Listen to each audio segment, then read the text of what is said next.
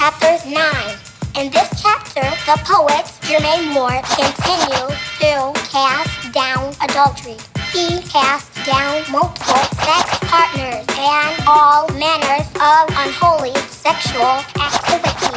Sexual sins are terrible to God because they pollute the portal that He uses to embody His spirit children. He upholds God's law of chastity. Flee fornication and live. The Lord again.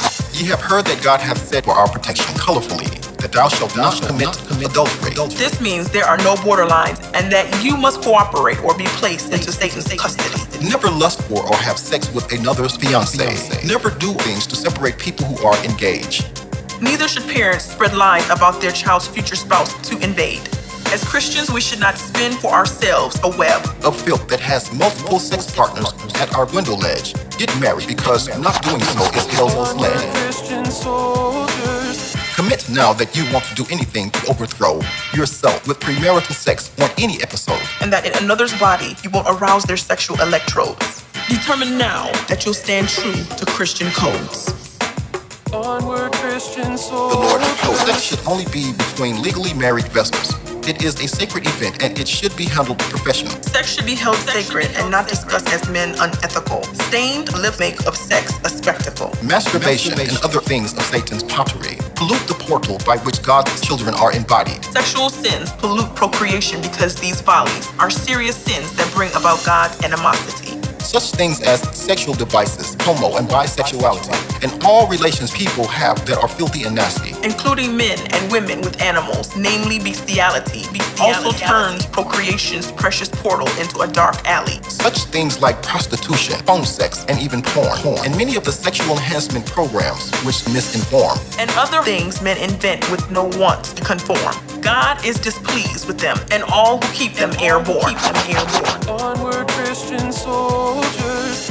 Commit now that you won't do anything to overthrow yourself with such things on any episode. And that in another's body, you won't arouse their sexual electrodes. Determine now that you'll stand true to Christian codes.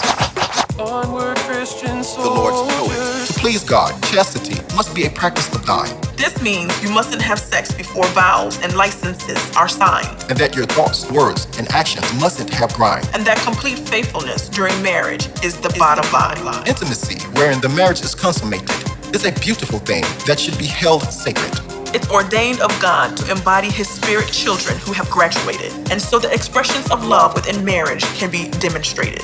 Breaking God's law of chastity or making suggestions that others should to prove love is not a love expression. Sexual sins hinder people from having a glorious resurrection, so humans with real love won't endanger one another's spiritual progression. Relationships where chastity before marriage is the technique causes love, trust, commitment, unity, and happiness to increase. Upon those engaging in fornication, fear, guilt, and shame creep, while bitterness and hatred cause positive feelings to cease. God gave us the law of chastity for our protection. It keeps us safe from many of today's sexual infections. Through being obedient, we avoid drifting into the intersection of spiritual and emotional damage onto a more fulfilling direction.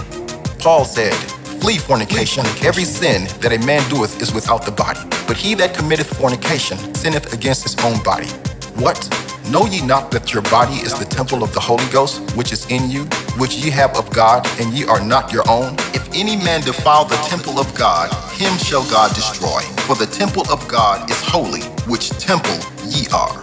1 Corinthians 3:17. Onward, Christian soldiers. Commit now that you won't do anything to overthrow yourself with premarital sex on any episode. And that in another's body, you won't arouse their sexual electrodes.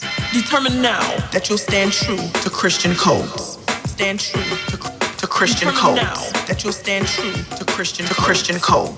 Stand true to Onward, stand true. Christian The Lord's soldiers. poet.